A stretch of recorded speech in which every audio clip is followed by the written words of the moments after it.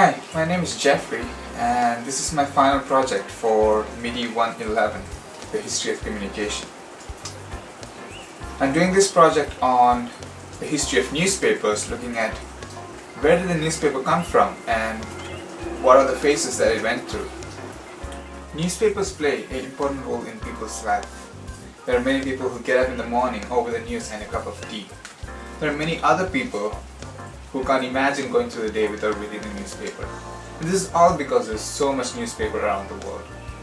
Newspaper is printed in so many different languages in so many different places. It's also called the mirrors of the world, and that's because it reflects and represents the trends and happening of people's life. Newspapers cover every aspect of life: national, international, local, social, political, culture, sports, entertainment, etc. And this is why from all the powerful presidents, prime ministers, CEOs to unemployed youth and job seekers all begin their day with reading the newspaper. Newspapers are also the guardians of democracy.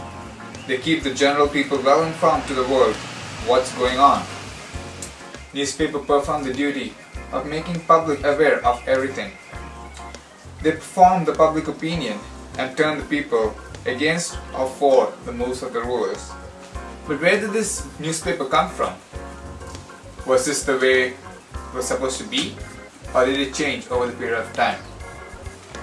Looking at the history of newspaper, one of the earliest publications that could be described as a daily newspaper appeared in Rome around 69 BC. And this was a primitive sheet called Acta Diurna, the acts of the day, and that described the activities of the Roman government. Marco Polo, after his 30th century journey to Orient, returned to Europe with the idea of Court Gazette, thought to be the oldest continuing newspaper in history, since it did not appear in China until early in 20th century. Gazette, however, has Italian origins. In Venice, in the 16th century, accounts of frequent wars of the time were printed in news bullets, a copy of which could be bought with a small coin called gazzetta. The name stuck as a description of the paper and outlasted the coin. In the 1700s, more or less regular newspapers began to appear all over Europe, many inaugurated by traveling Germans. The first successful and regular published newspaper didn't appear, however, until 1704, some 80 years after the colony was established. Then, during the pre-revolutionary period, other regular newspapers began publication. After the American Revolution came the era of partisan press. Political interest groups came to rely on press to spread their ideas. Many groups even formed their own newspaper. Soon, the newspaper editors and publishers began to strive for independence from political partisan ownership. Papers with universal appeal, embracing a spectrum of political news, were seen to offer greater economic rewards. At this time, as paper became larger, advertisement became more important as a source of income. At the same time, the move towards editorial independence gave new stature to the news function. Printers and editors knew that the readers wanted news that was factual and current. Then came a key development that transformed journalism and newspaper: the formation of wire service to gather and collect information from all over the world and transmit it by telegraph. The transformation in terms of technology, efficiency, and journalists' ideology has continued unabated. In the last 2 decades, the pace has quickened, ushering in a new era of newspapering. Today, the newspaper that addresses a national audience can be printed and assembled in one city, but also simultaneously be generated in a variety of cities. Today, a newspaper is more than just a traditional product of newsprint. There are online editions of almost all Canadian daily newspapers. Newspaper companies are attaching themselves to many forms of new media as they diversify and converge to meet the increasing demands of news and advertising consumers. W. H. Chesterton, in his book A History of Journalism in Canada, talks about three different periods of Canadian newspaper. It says the first period was from 1752 to 1807. Newspapers were transplanted to Canada from New England colonies. The first was the Halifax Gazette, issued on March 23, 1752 by John Bushell, a printer from Boston. The early newspaper depended on government patronage for revenue and hence therefore was submitted to the officials of that day. Their content consists of governmental announcements and foreign news. Even though the news were months out of date, people were eagerly waiting to read it. Advertisements were really small. The early news sheets rarely contained more than 4 pages, and publication was usually once a week. Castleton talks about the second period from 1807 to 1858. This is the period when the settlers from Great Britain and United States came and settled in Canada, and newspaper began to grow immensely. Self-sufficient editors began obtaining revenue from commercial advertisement rather than government businesses. Editors were usually politicians, and therefore their newspaper were labeled according to the political stand they took. Some of the important Upper Canada newspapers at this time were the Kingston Gazette, established by Stephen Miles, Bytown Packet by William Harris, the Ottawa Citizen, Toronto Globe by George Brown, Colonial Advocate by William Mackenzie. W. H. Castleton talks about the third period from 1858 to 1900. In this period, as there were new settlers, the press was growing widely. The discovery of gold between 1856 and 1858 brought people to the Pacific Coast region, and there were a lot of interest in domestic affairs as well as foreign current affairs. In the East, more newspapers appeared. The Montreal Gazette was founded in 1855 by P.D. Rose. As well as there were mechanical changes such as wood pulp newsprint manufacturing and electrically driven rotary power presses in 1890. The 20th century began a new era of immense change for Canadian newspaper.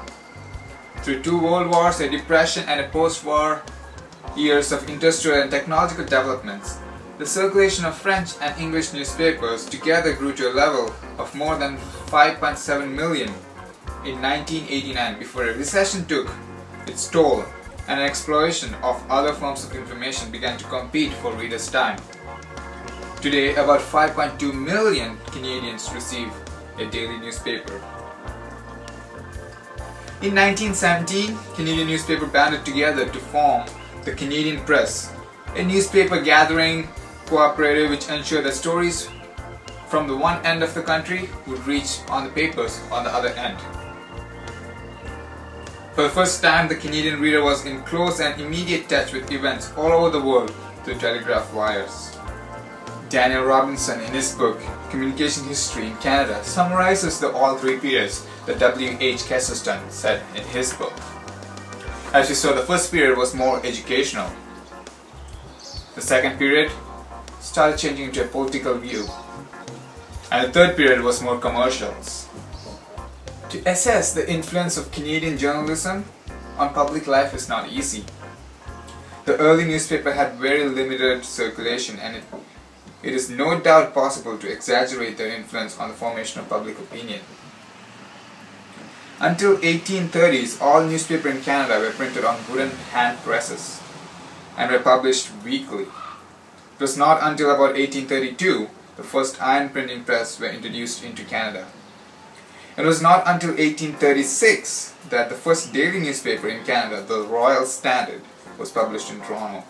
It was a premature experiment, for it lived only for 3 months. A number of newspapers about this time and later embarked on the experiment of publishing a bi-weekly or tri-weekly edition.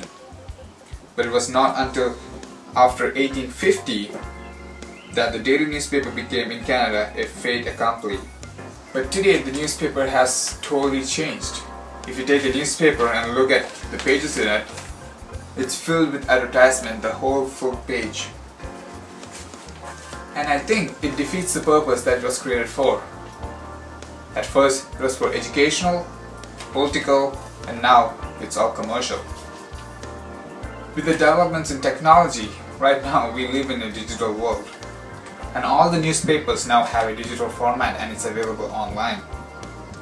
Newspaper did not enjoy the readership of the masses ever since the internet came into being and changed the whole world. The amount of information that internet could provide at a click of button was something that no newspaper could match. And it was available online and one could read all news in one's own interest anytime. Sports, current affairs, etc. And they also provide latest updates every few minutes, and that totally went against what a print newspaper can do. I wonder how many people today read a newspaper and what do they read in it? So I went to ask different people, hey, do you read newspaper? If so, what do you read in it? And this is what I got. Yes, I do read the newspaper. No, I don't read newspaper. If I do read the newspaper, it has to be in print form and not digital. Because I do like the feel of the newspaper, I like the physical presence. I read the online newspaper, and I read it to more or less keep up on news and sports. I usually read newspapers online. When I buy a hard copy, I will read it from front page to back page. I read everything. I enjoy reading the news. I read the newspaper periodically, and I like to find articles pertaining to my life and things I'm interested in. No, I don't read the newspaper. Why? No time, no interest. Yes, I have read newspapers, and usually I'm going through the classifieds or any ad.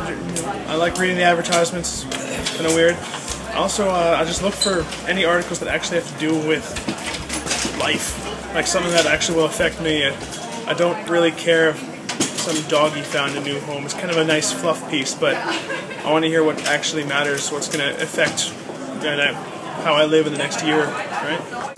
Sometimes I read newspaper, and I'll read about Canadian affairs, or what the weather's like, or some big problem and going on or whatever. Just the main things. Yes, I read newspapers, and when I read newspapers, I'm usually looking for. I almost never read a newspaper unless it has a crossword, and I usually read the political section. I read I think it's whatever newspaper's in the bus. Usually, it's the world news, and I pretty much read through it all because it's pretty small. And if I was to pick up a newspaper and flip the first part, I would flip to the sports section to see how the Vancouver Canucks did. And after that, I would see what's happening in the world section, especially in the Middle East, because I find it really interesting. I don't read a lot of newspaper, but when I read the newspaper, I just go for a horoscope, at the end of the newspaper. And when I was ESL, I had to read a lot, and thank God that not anymore, because I don't like reading newspaper, you know what I mean? I also asked, do you like print version or the online version?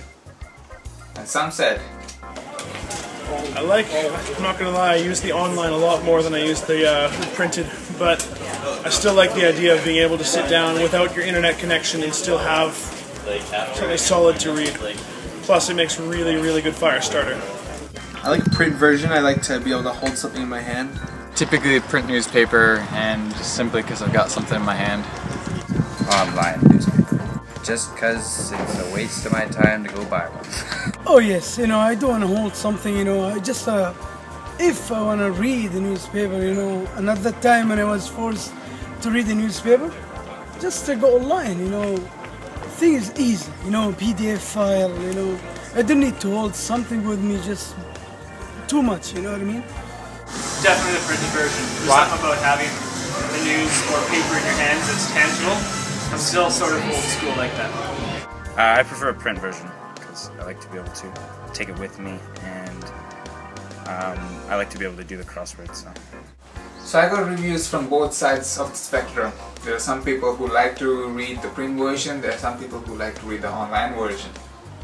There are some people who like to read newspaper, and there are some people who never read newspaper. But I personally think the print version is going to decline soon. We live in a digital world and technology is developing every day. I feel like most of them said that they have an illusion that they need to hold something in their hand and they like the feeling of holding something. But I think in a digital format, you're holding an iPhone or an iPad or a reader, and it's more advanced and much more fast and free. And I think people in these coming years would move into online newspapers. I also think we should start saving up our print version, because you never know. Maybe in 10 or 15 years this could be something that could go in a museum. I hope you enjoyed this small description about where the newspaper went through in the Canadian history. Thank you for watching.